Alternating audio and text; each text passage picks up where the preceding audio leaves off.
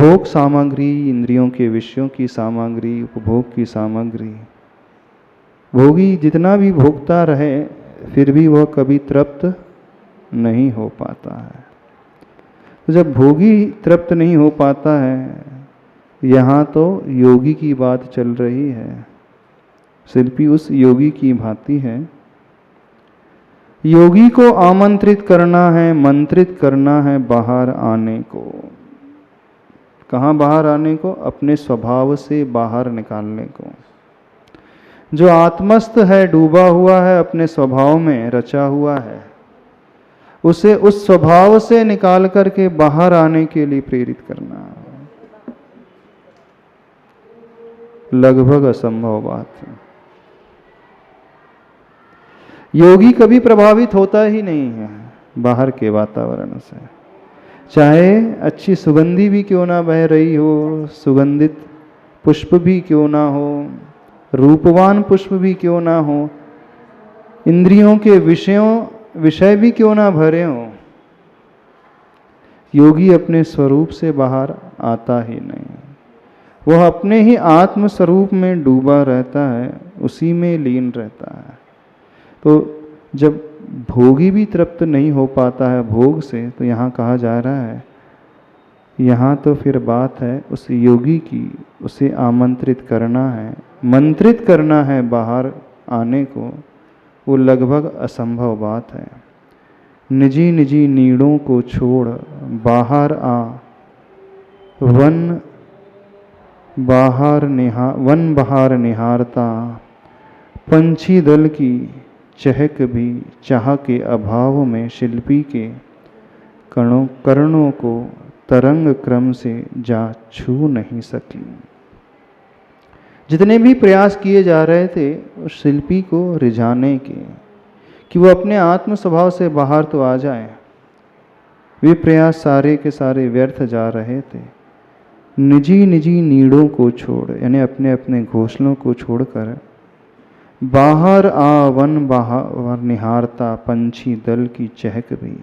वे पंछी जो होते हैं प्रातःकाल अपने अपने नीड़ों से बाहर निकल कर के समूह में चहकते हुए वन की बहार को निहारते हैं। चहचहाट पंछियों की होती है। ऐसी परिस्थिति होने पर भी चाह के अभाव में शिल्पी के कर्णों को तरंग क्रम से जा छू नहीं सकी उनकी चहचहाट।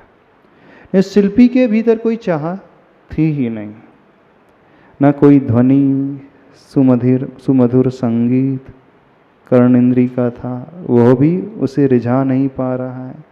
न ही पुष्पों की सुगंधी उसे बाहर नहीं ला पा रही है, न ही चक्षु इंद्री का जो विषय बन रहा है सुंदर सुंदर फूल, वो भी उसे डिगा नहीं पा रहे हैं। तो वो बिल्कुल उस योगी की भांति है जिस योगी के समक्ष पांचों ही इंद्रियों के विषय रहते हैं।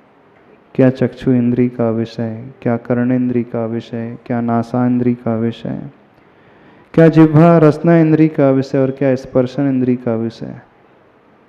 सुंदर से सुंदर दृश्य, मनोरम दृश्य तृप्त करने वाले भी रहते हैं, फिर भी योगी उनसे प्रभावित होता ही नहीं, उससे कोई फर्क ही नहीं पड़ता। क्यों नहीं फर्क पड़ता? जब सारी दुनिया को फर्क पड़ जाता है तो उन्हें क्यों नहीं फर्क पड़ता? आप यदि देखो तो आप प्रभावित हो जाते हो, कुछ अच्छी सुगंध मिल जाए तो आप प्रसन्न हो जाते हैं, सुमधुर संगीत सुनने को मिल जाए तो पैर थिरकने लगते हैं, अच्छा व्यंजन युक्त भोजन, स्वादिष्ट भोजन मिल जाए तो जी ललचा उठता है, पांचों ही इंद्रियों के विषय मिल जाए, सारा संसार प्रभावित हो जाता है। लेकिन वे क्यों नहीं प्रभावित होते? कभी सोचा? मान लीजिए आचार्य भगवान के सामने सभी इंद्रियों के विषय भरे हैं, भरमार लगे हैं, तो उन पर प्रभाव क्यों नहीं पड़ता? हाँ, अध्यात्म ग्रंथों में आता था, वो इसे सिर्फ पुद्गल की दृष्टि से देखते हैं। पुद्गल है, जड़ है, स्पर्श रस गंध वर्ण वाला है, उसका स्वभाव है, उसमें गंध भी रहेगी, तो गंध से रहित तो रहेगा नहीं। अब जैसी गंध है तो गंध को गंध के रूप में ले लेते हैं हम, रस को रस के रूप में देख लेते हैं, रूप को रूप के रूप में ग्रहण कर लेते हैं, उसके ओरिजिनल स्वरूप को वो देखते हैं।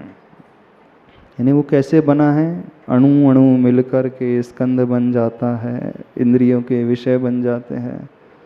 तो उनकी दृष्टि इतनी सूक्ष्म होती है कि वे वहां पहुंच जाते हैं जहां सामान्य लोगों की दृष्टि पहुंचती ही नहीं। उसके उस स्वभाव की ओर दृष्टि लेकर के आ जाते हैं।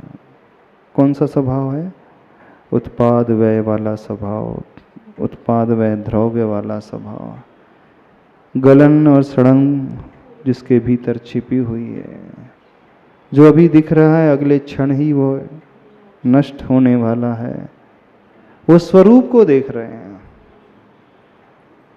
जो हम देखते हैं यदि हम उसका उपभोग करने चाहें तो अगले क्षण में वो वस्तु समाप्त हो जाती है,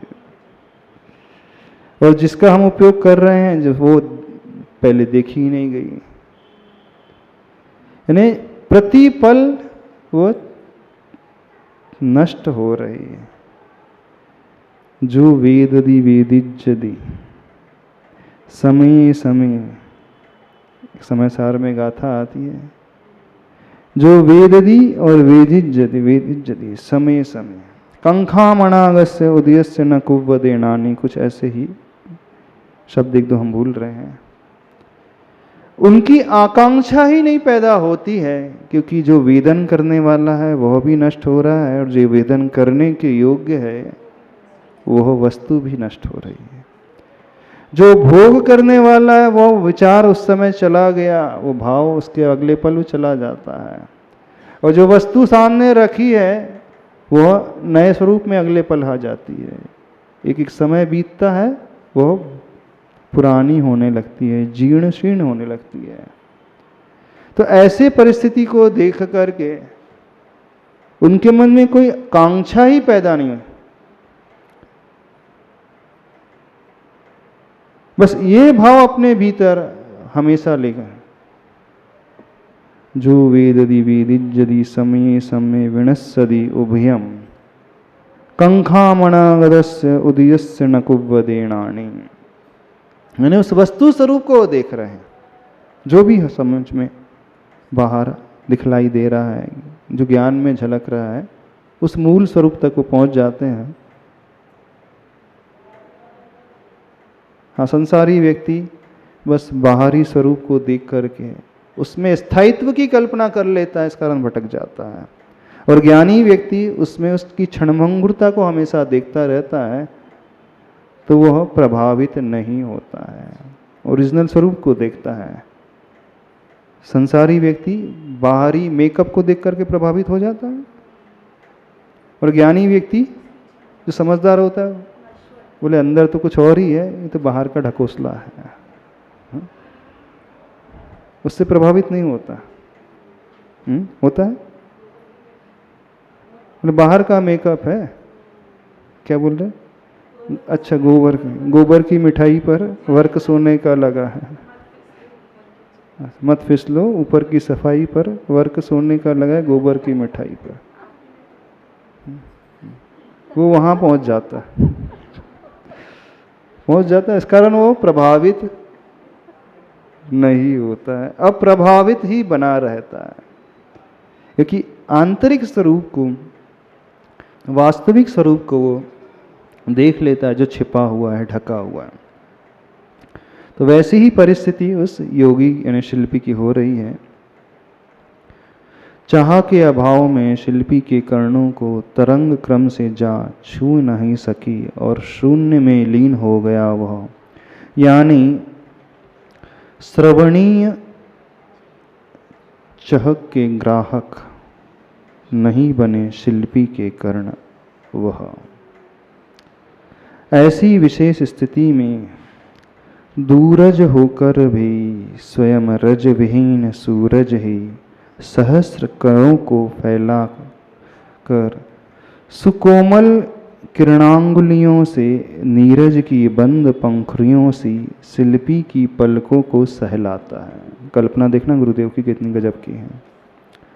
ऐसे विशेष स्थिति में दूरज होकर भी, यानी सूर्य बहुत दूर होता है, स्वयं रजविहीन सूरज, सूरज बहुत दूर है और रज से विहीन है, वह सूरज ही सहस्र करों को फैलाकर, हजारों हाथों को यानी हजारों किरणों को फैलाकर, सुकोमल किरण अंगुलियों से, जिसकी किरण ही कोमल उंगलियों की भांति है, नीरज की बंद पंखुड़ियों सी, कमल की जो बंद पंखुड़ियों को खिला देती है ना, सूरज की किरणें आती ही हैं, जैसे ही आती हैं तो वे कमल सरोवर में अपनी पंखुड़ियों को खोल देते हैं, फैला देते हैं। तो उस किरणों के स्पर्श से वे कमल जो हैं खिल जाते हैं। ठीक उसी की भांति वह सूरज शिल्पी की पलकों को सहलाता है, रज विहीन, धूल से रहित, गंदगी से रहित। इस सहलाव में शिल्पी को अनुभूत हुआ माँ की ममता का मृदु स्नेहिल परस। क्या उसे अनुभव हुआ? मानो माँ ही ममता वात्सल्य से भर कर के मुझे छू रही हो। आंखें विस्फारित हुई, हुआ अपार क्षमता का सदन, आलोक धाम दिनकर का दरस। दूर से दरस पाकर भी लोचन हरस से बरसने लगे, और इधर भक्ति के धवलिम कणों में स्नपित शांत होने धरती के कण ये तरसने लगे। यूं पूरा का पूरा माहौल डूब गया परसन में, दर्शन में, हर्षण में और दर्शन में। क्या गजब का अनुप्रास गुरुदेव ने बैठाया है। अपन चिंतन भी नहीं कर सकते। बहुत सारी धातुओं का प्रयोग किया है आचार्य भगवान ने। परसन, दर्शन, हर्षण, दर्शन। क्या इनका अर्थ है? ऊपर से लगाना।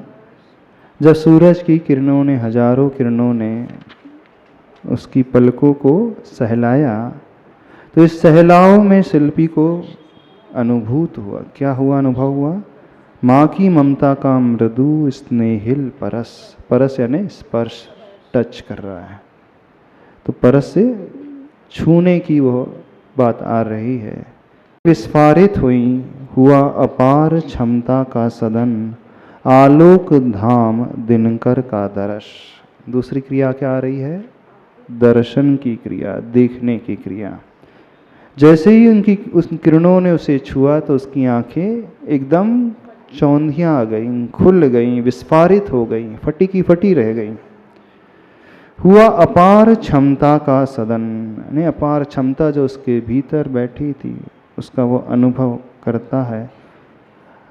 किसे देखकर? आलोक धाम दिनकर का दर्श। दिनकर यानी सूर्य। सूर्य क्या होता है? आलोक धाम यानी प्रकाश का वह स्थान होता है। आलोक धाम दिनकर का दर्श वह करता है। दूर से दरस पाकर भी लोचन हरस से बरसने लगे।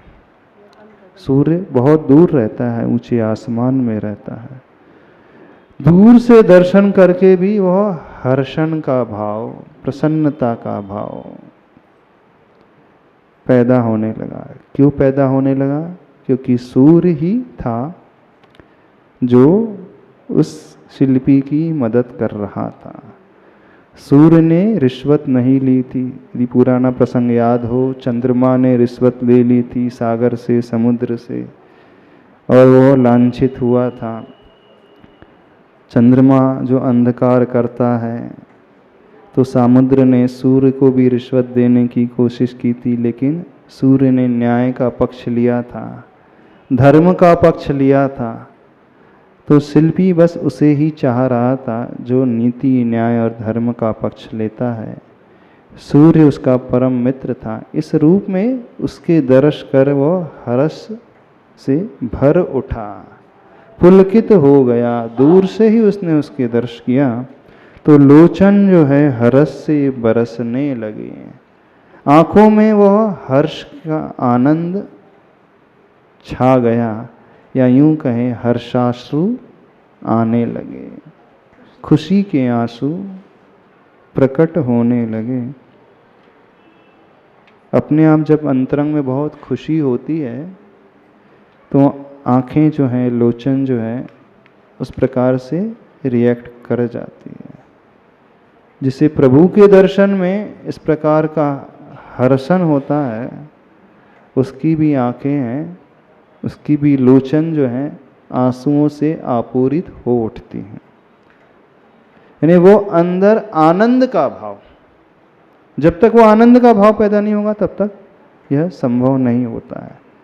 तो वो शिल्पी के लिए उनकी लोचन जो है हर्ष से बरसने लगे। और इधर भक्ति के धवलिम कणों में स्नपित शांत होने धरती के कण ये तरसने लगे। अब वे धरती के कण किस बात के लिए तरस रहे हैं कि मैं उस सूर्य की भक्ति कर लूं, जिसने न्याय का पक्ष लिया था, धर्म का पक्ष लिया था। तो भक्ति के धवलिम कणों में, धवलिम यानी श्वेत वर्ण के, सफेद, शुभ्र, निर्मल, स्नपित शांत होने, यानी उसी में स्नान करने के लिए, उसी में शांत होने के लिए वे धरती के कण तरसने लगे। यूं पूरा का पूरा माहौल डूब गया परसन में, दर्शन में, हर्षण में और तरसन में। तो परसन यानी स्पर्श कौन कर रहा है? सूर्य की किरणें। किसको स्पर्श कर रही थी? उस शिल्पी की आंखों को। दर्शन कौन कर रहा था? शिल्पी की आंखें। किसके दर्शन कर रही थी? सूर्य की। और हर्षण किसे? हर्ष का भाव शिल्पी को हो रहा था। और तरसन यानी वो, तरसन का अर्थ अंदर से वो तरसने लगे, एकदम प्यास से भर उठे, एकदम आकुल व्याकुल होने लगे। किसके लिए आकुल व्याकुल हो रहे हैं? भक्ति के धवलिम कणों में स्नपित होने के लिए, शांत होने के लिए धरती के कण आकुल व्याकुल पीड़ित होने लगे हैं, प्यासे से हो गए हैं, तरस से रहे कि इनकी हम आरती तो उतार लें। इतना सुंदर कार्य उन्होंने किया है। Page number 266। स्वस्थ अवस्था की ओर लौटते कुंभकार को देख कुंभ ने कहा कि, ध्यान से सुनना, बहुत अच्छी पंक्तियां आ रही हैं। स्वस्थ अवस्था की ओर लौटते कुंभकार को देख, यानी कुंभकार अब पूर्ण स्वस्थ हो रहा है।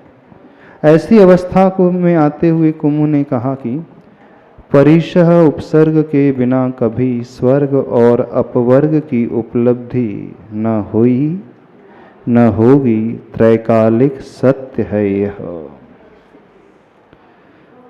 स्वर्ग और अपवर्ग की उपलब्धि, प्राप्ति, अपवर्ग का अर्थ होता है मोक्ष।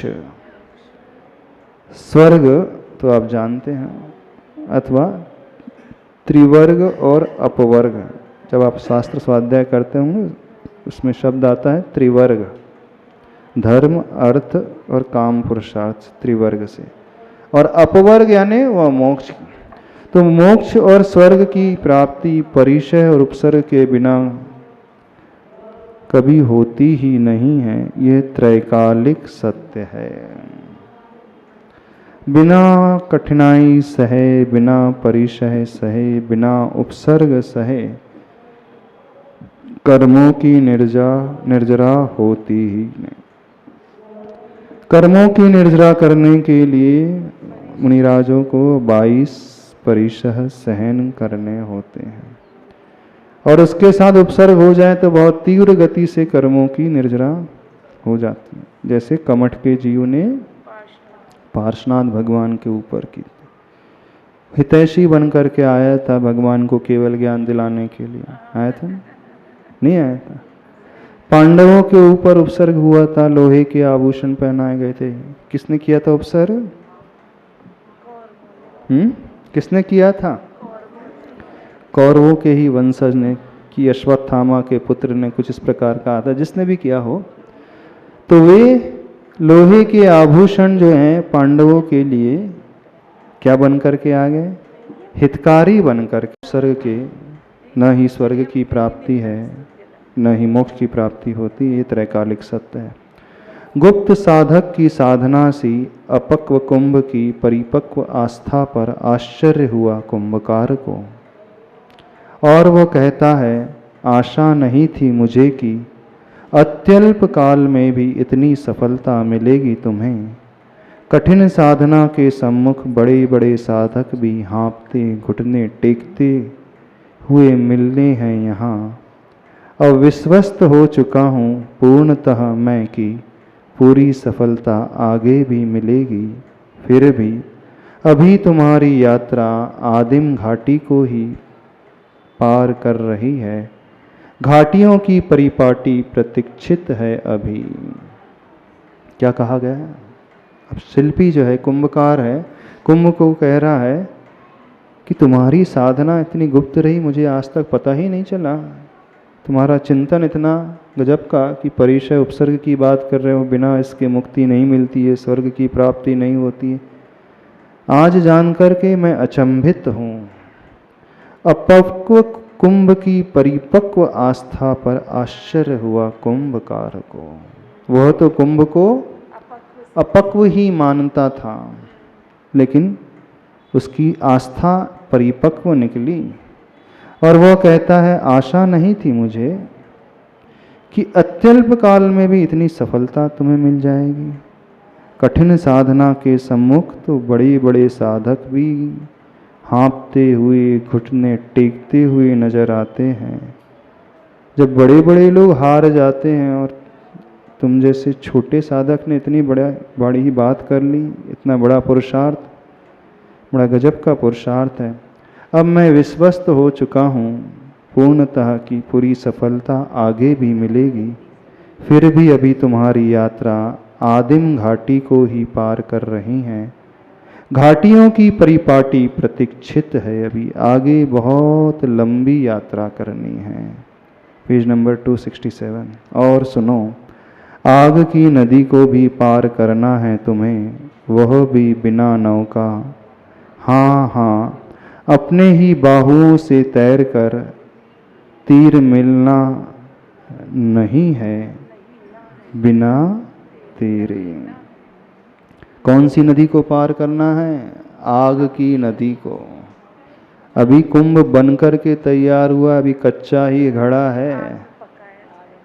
जब तक अग्नि में तपेगा नहीं, पकेगा नहीं, तब तक उसमें मजबूती आएगी नहीं। तो कुंभकार समझा रहा है कि आग की नदी को भी पार करना है तुम्हें, वह भी बिना नौका के, और अपने ही बाहुओं से तैर करके, अपने ही हाथों से तैर करके तीर मिलना नहीं न है बिना तेरे, यानी उसके बिना वह किनारा मिल नहीं सकता। इस पर कुंभ कहता है कि जल और ज्वलनशील अनल में अंतर शेष रहता ही नहीं। साधक की अंतर्दृष्टि में निरंतर साधना की यात्रा भेद से अभेद की ओर, वेद से अवेद की ओर बढ़ती है, बढ़ना ही चाहिए, अन्यथा वह यात्रा नाम की है, यात्रा की शुरुआत अभी नहीं हुई है। कुंभ की ये पंक्तियाँ बहुत ही जानदार, असरदार सिद्ध हुई। कुंभ ने भी उस कुंभकार के लिए बहुत अच्छी पंक्तियों को सुना करके कहा, क्या कहा? जल और ज्वलनशील अनल में अंतर शेष रहता ही नहीं। अनल का अर्थ होता है अग्नि। जो ज्वलनशील अग्नि हो अथवा जल हो, दोनों में कोई अंतर ही नहीं होता है। किसके लिए? साधक की अंतर्दृष्टि में चाहे कोई अग्नि बरसाए, चाहे कोई जल से उसका अभिषेक करे, उसे कोई फर्क पड़ता ही नहीं। वह तो कैसा है? निरंतर साधना की यात्रा में लगा है। कौन सी साधना की यात्रा? भेद से अभेद की ओर, वेद से अवेद की ओर, यानी जो भेदभाव की दृष्टि थी, उस दृष्टि से ऊपर उठ करके अभेद, अभिन्नता, किसी में कोई भेद नहीं, क्योंकि भेद हमेशा पर्याय को लेकर के होता है। और जैसे ही पर्याय गौण हो जाती है, दृष्टि में द्रव्य आ जाता है, तो वहाँ समस्त भेद समाप्त हो जाते हैं। आत्मा में कोई अंतर नहीं होता है।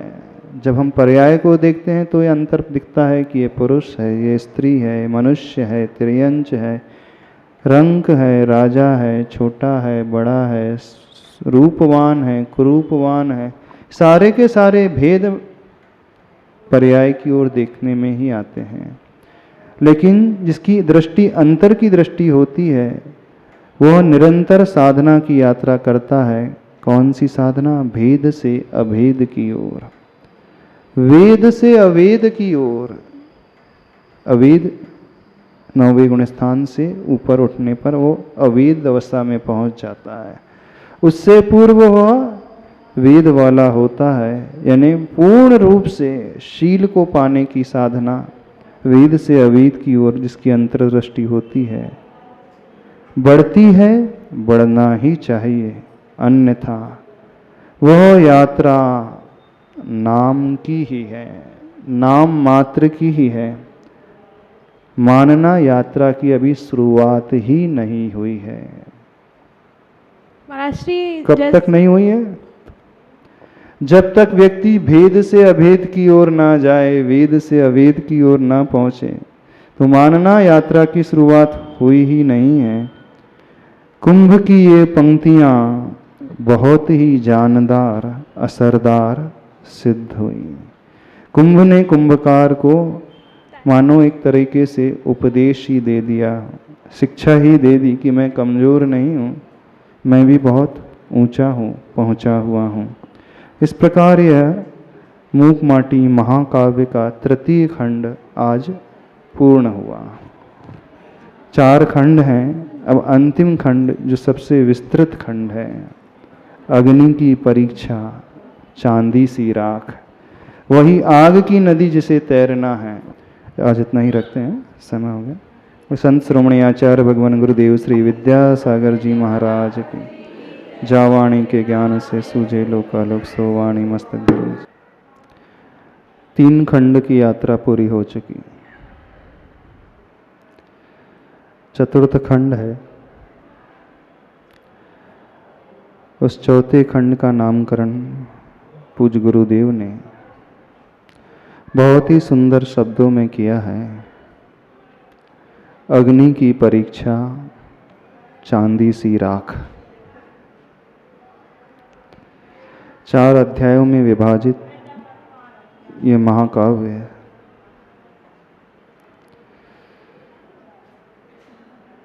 संसारी से मोक्ष तक की यात्रा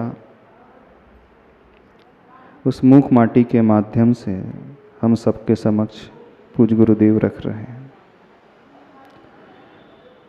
संसार के दुखों से ऊपर उठने के लिए, उन कष्टों से ऊपर उठने के लिए इस संसारी आत्मा को क्या क्या सहन करना पड़ता है, किस प्रकार से रास्ते को तय करना पड़ता है, क्या क्या परेशानियां उसके जीवन में आती हैं, उनका सामना वो किस प्रकार से करे, अपने आप को कषायों से बचाते हुए, अंतःकरण परिष्कृत करते हुए शुद्ध किस प्रकार से वो बनाए। एक सामान्य से पददलित माटी को लेकर के हम सबके समक्ष गुरुवर बहुत अच्छी शिक्षा दे रहे हैं। जैसे जैन धर्म में तत्वार सूत्र की महत्ता है,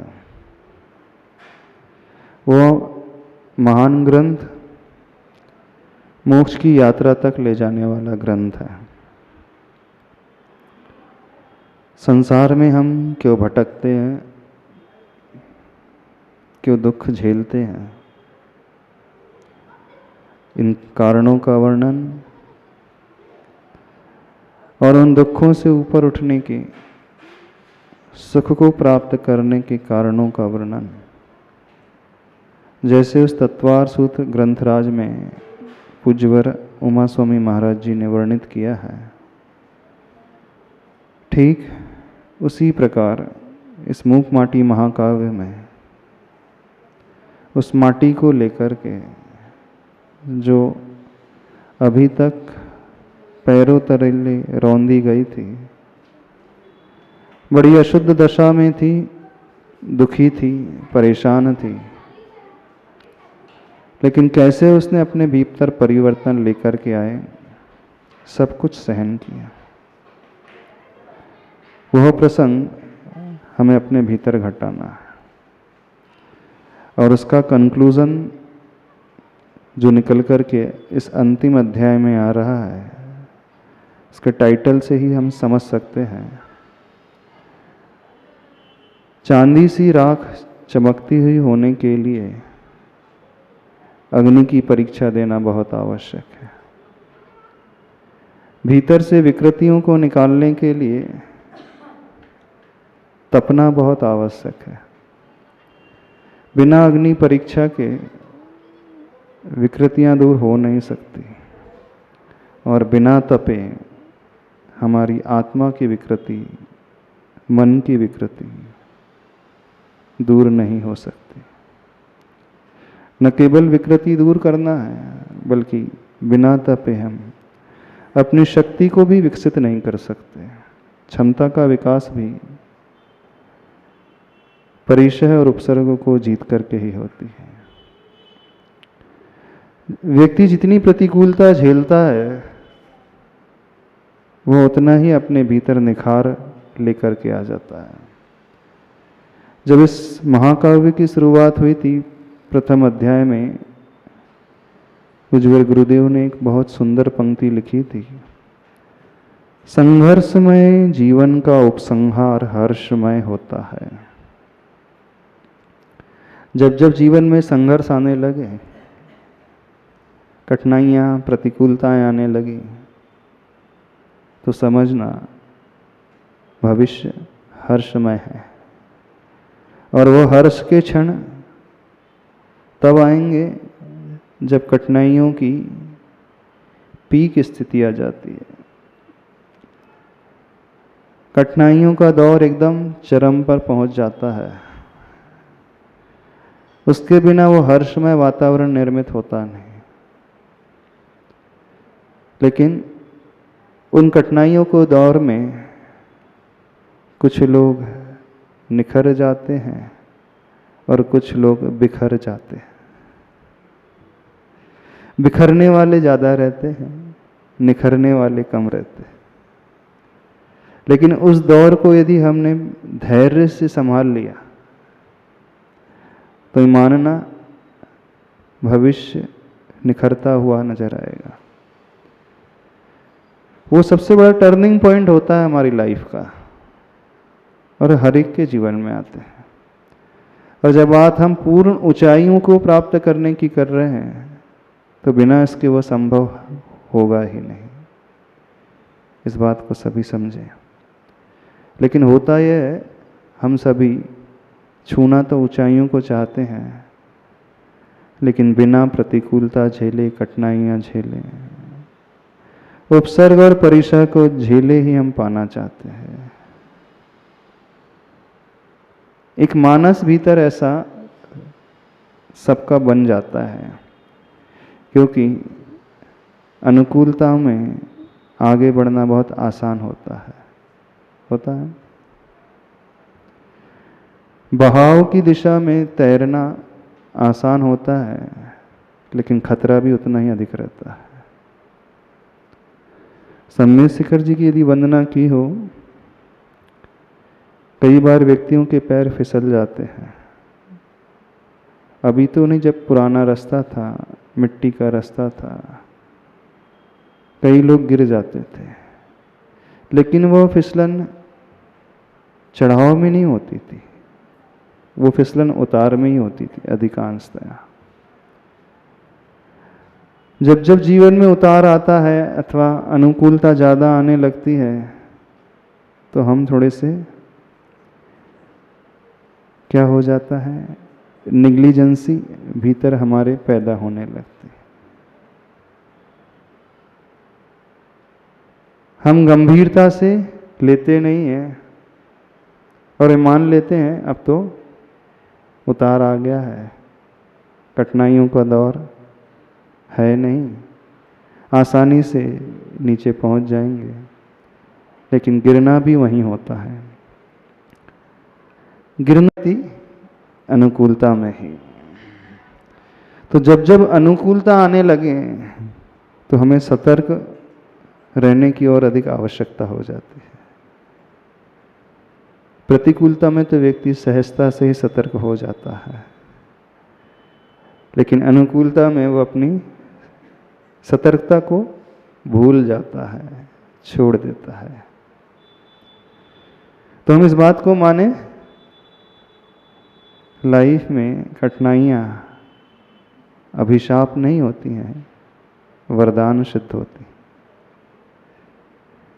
बिना तपे वह स्वर्ण भी शुद्ध नहीं होता है और बिना तपे यह आत्मा भी शुद्ध नहीं होती।